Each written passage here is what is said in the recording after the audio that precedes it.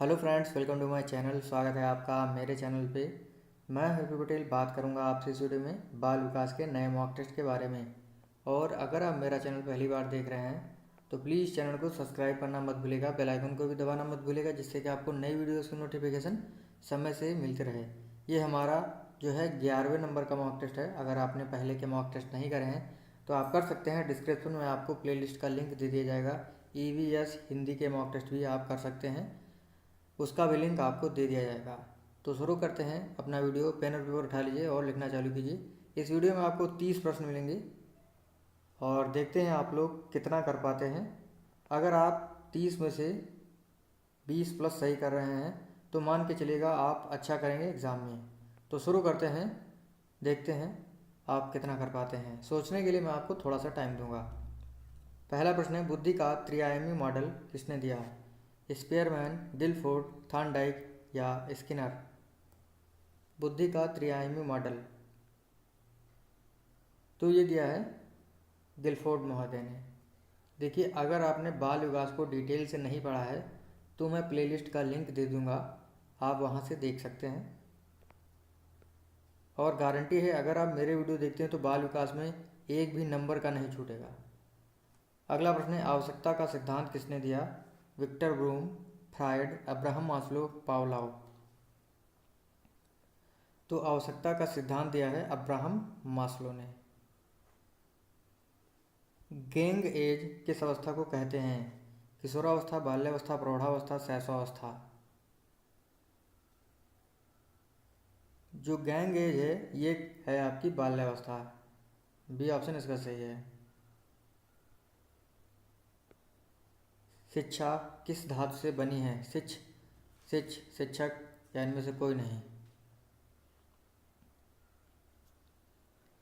तो शिक्षा जो है ये शिक्ष धातु से बनी है, पहला ऑप्शन इसका सही है। अगला है, वंशानुक्रम व्यक्ति की जन्मजात विशेषताओं का पूर्ण योग है, यह कथन किसका है? James Drever, Thomson, BN Jha, Woodworth?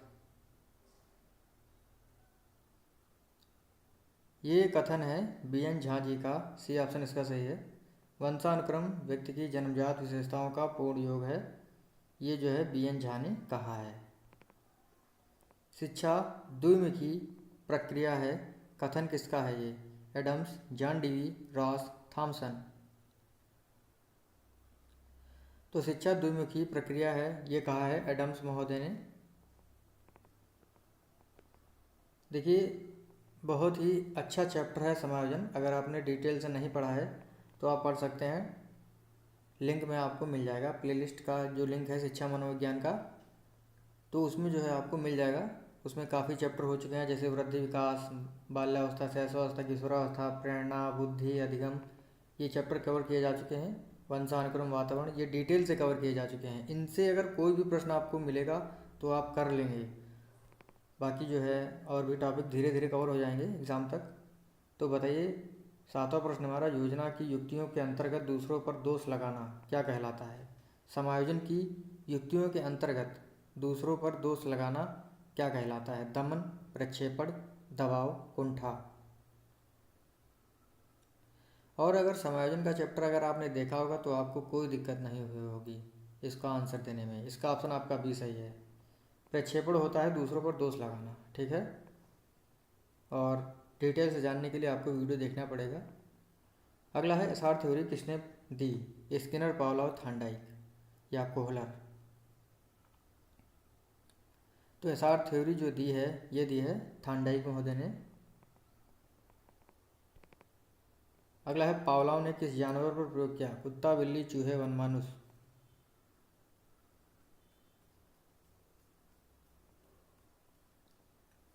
तो पावलोव ने जो है किस पर प्रयोग किया था? बिल्कुल सही जवाब, कुत्ते पर प्रयोग किया था। पुनर्बलन का सिद्धांत दिया? ब्रूनर, हल, बंडूरा, रास? पुनर्बलन का सिद्धांत दिया है हल ने। तो प्रश्न हमारा, पूर्व संक्रियात्मक अवस्था का समय होता है 0 से 2 वर्ष, 6 से 11 वर्ष, 7 से 11 वर्ष या 7 से 14 वर्ष? देखिए, इन ऑप्शनों के अलावा दो ऑप्शन आपको मैं और देता हूँ, 11 से 14 वर्ष, 2 से 7 वर्ष। तो कौन सा ऑप्शन सही है आपको बताना है इन 6 ऑप्शनों में से। तो देखिए जो इसका ऑप्शन सही है आपका, कौन सा ऑप्शन सही है? ऑप्शन लास्ट वाला सही है, 2 से 7 वर्ष की अवस्था होती है पूर्व संक्रात्मक अवस्था। और आप सोचते होंगे मैं वीडियो बार बार डिलीट कर देता हूँ क्योंकि नोटिफिकेशन ही नहीं जाता है लोगों के पास, तो व्यू नहीं हो पाता है, तो अच्छा नहीं लगता है, इसी वजह से जो है वीडियो डिलीट कर देता हूँ, फिर मैं अपलोड करता हूँ, इस वजह से वीडियो बार बार डिलीट कर देता हूँ। खैर आगे बढ़ते हैं। 20वीं सदी बालकों की सदी है, यह कथन किसका है? Hornbill, Maslow, Jersild, Crow and Crow का। तो 20वीं सदी बालकों की सदी है, यह कथन है क्रो एंड क्रो का। इसको कैसे मैंने ट्रिक बताई थी, अगर आपने जो है बाल्यावस्था, किशोरावस्था, शैशवावस्था की ट्रिक वाला वीडियो देखा होगा तो आपको ये पता जरूर होगा कि बालक ने 20वीं सदी में 20-20 कौवे पकड़े, बालक ने 20वीं सदी में 20 कौवे पकड़े, इस प्रकार से मैंने बताया था। डी ऑप्शन इसका सही है। अगला है 90 से 110 तक के बीच IQ वाला जो बालक होता है वो कैसा होता है?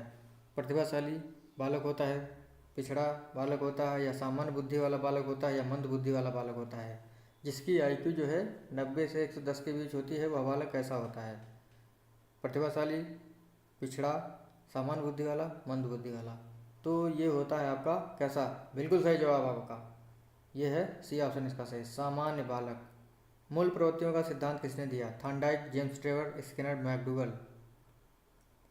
तो मूल प्रवृत्तियों का सिद्धांत जो है ये दिया है मैकडूगल ने, डी ऑप्शन इसका सही है। अगला है biographical sketch of an infant, biographical sketch of an infant, ये पुस्तक किसकी है? लैमार्क, चार्ल्स डार्विन, वर्दीमर, या फ्राबेल। ये पुस्तक है चार्ल्स डार्विन की।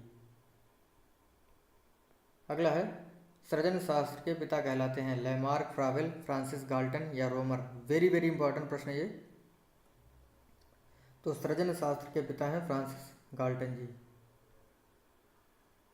बहुत ही महत्वपूर्ण परिभाषा है प्रेरणा की। और अभिप्रेरणा चैप्टर अगर आपने नहीं देखा है तो मैंने बहुत ही बार कहा है, आप लोग ध्यान नहीं देते हैं वीडियोस का। अगर आप ध्यान देंगे तो आपको बहुत ही फ़ायदा मिलेगा, क्योंकि शिक्षा मनोविज्ञान की जो प्लेलिस्ट है आपके लिए बहुत ही वैल्यूएबल है। जो देखते हैं उनको पता है कितना महत्वपूर्ण है, कैसे मैंने पढ़ाया है। अगला है प्रेरणा छात्र में रुचि उत्पन्न करने की कला है, कथन किसका है? किली, थॉमसन, रूसो, या रेमन रोन। प्रेरणा छात्रों में रुचि उत्पन्न करने की कला है, ये कथन है थॉमसन जी का। भूल भुलैया परीक्षण किसका है? किसका है? अलेक्जेंडर, पोर्टियस, वेसल, या जिसबर्ट।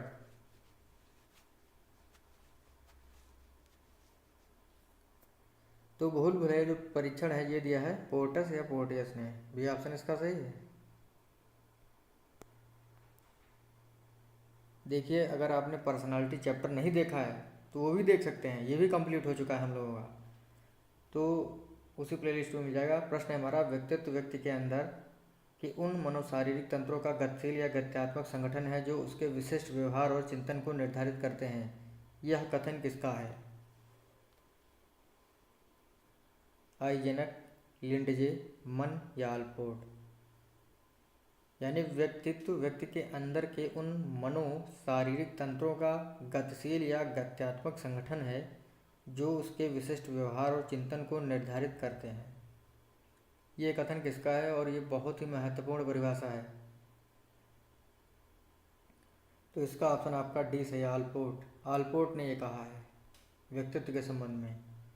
अगला है बेमेल अंगों वाला असाधारण गठन विकृत अंग प्रत्यंग वाला व्यक्ति कहलाता है एथलेटिक, पिकनिक, डिस्प्लास्टिक, या एस्थेनिक।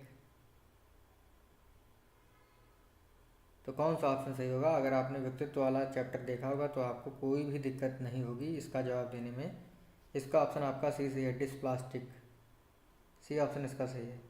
और अगर आप नोट्स लेना चाहते हैं तो मैंने बताया है आप मेरे व्हाट्सएप पे मैसेज कर सकते हैं। मेरा नंबर है 7849880187, उस पर आप मैसेज करके नोट्स ले सकते हैं जो कि पेड है। पर सब्जेक्ट का आपको 200 रुपये लगेगा। ठीक है। अगर आप सारे सब्जेक्ट लेना चाहते हैं तो आपको 900 रुपये पेड लगेगा। अगला है, HR भाटिया ने यह कथन किसके लिए लिखा है? व्यक्तित्व में अंतर्निहित लक्षणों में अंतर होता है। व्यक्तित्व में अंतर्निहित लक्षणों में अंतर होता है। HR भाटिया ने यह कथन किसके लिए लिखा है? संवेग, व्यक्तिगत भिन्नता, समावेशी इच्छा या ग्रहण शक्ति। तो ये कथन है व्यक्तिगत भिन्नता के लिए। अंतर्राष्ट्रीय विकलांग दिवस कब होता है? बताइए कौन सा ऑप्शन सही होगा। अंतर्राष्ट्रीय विकलांग दिवस होता है 3 दिसंबर को। अगला है, सूक्ष्म शिक्षण तकनीकी का विकास कहाँ हुआ? Florida university, Stanford university, Chicago university या ऑक्सफोर्ड यूनिवर्सिटी। तो सूक्ष्म शिक्षण तकनीकी का विकास हुआ है, कहाँ हुआ है? स्टैनफोर्ड यूनिवर्सिटी में। फ्राबेल ने शिक्षक को क्या संज्ञा दी है? यानी फ्राबेल ने शिक्षक को क्या कहा है? माली, मास्टर, खेल या विद्यालय। फ्राबेल ने शिक्षक को क्या संज्ञा दी है? तो फ्राबेल जो थे उन्होंने किंडरगार्टन पद्धति थी, इसी वजह से फ्राबेल ने शिक्षक को माली की संज्ञा दी है। अगला है, वुडवर्थ का विचार है साक्षात्कार क्या है? वार्तालाप द्वारा व्यक्ति को समझने का प्रयास करता है। साक्षात्कार, यहाँ पे आपको जो है फिल इन द ब्लैंक्स करना है। विस्तृत, संक्षिप्त, शैक्षणिक या साक्षात्कारकर्ताओं के बीच होने वाली वार्ता। तो साक्षात्कार क्या है? तो साक्षात्कार जो है ये संक्षिप्त वार्तालाप है। अगला है, ह्यूरिस्टिक विधि किसने दी? Armstrong, Dalton, Froebel, Ross. तो ये दी है आर्मस्ट्रांग ने। पहला ऑप्शन इसका सही। वेरी वेरी इंपॉर्टेंट है, एग्जाम में काफ़ी बार पूछा गया है। जो 68,500 का एग्जाम हुआ था उसमें जो है ये प्रश्न आया था। अगला है, एजुकेशन ऑफ मैन पुस्तक किसकी है? Locke, Rousseau, Froebel, Ruskin. Education of man ये पुस्तक है आपकी किसकी? फ्राबेल की। अगला प्रश्न है, खेल आनंददायक, स्वप्रेरित तथा सृजनात्मक क्रिया है, कथन किसका है? रॉस, डॉक्टर भाटिया, क्लीन या फ्रायड।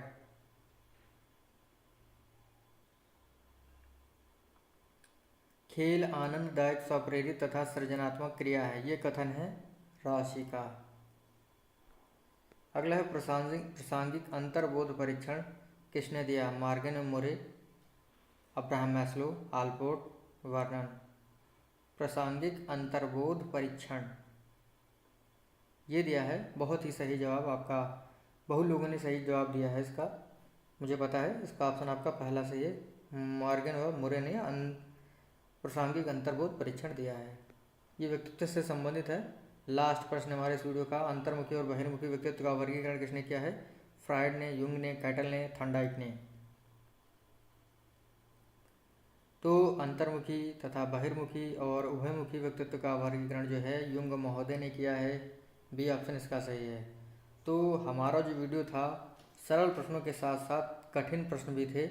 इस प्रकार के प्रश्न जो है आपको एग्जाम में मिल जाएंगे। तो देखते हैं आप लोगों ने 30 में से कितने प्रश्न सही किए हैं। जितने भी प्रश्न आप सही करे हैं कमेंट करके ज़रूर बताइएगा। और पिछले जो भी मॉक टेस्ट हैं उनको करना मत भूलिएगा, क्योंकि अगर आप उनको नहीं करेंगे तो आप अपना घाटा कर रहे हैं। आप अगर उनको करेंगे तो आपको जो भी प्रश्न नहीं आते होंगे वो आपको पता चल जाएंगे और आप एग्ज़ाम में करके आएंगे। तो इसी वजह से कोई भी मॉक टेस्ट छोड़िएगा मत मेरे चैनल का।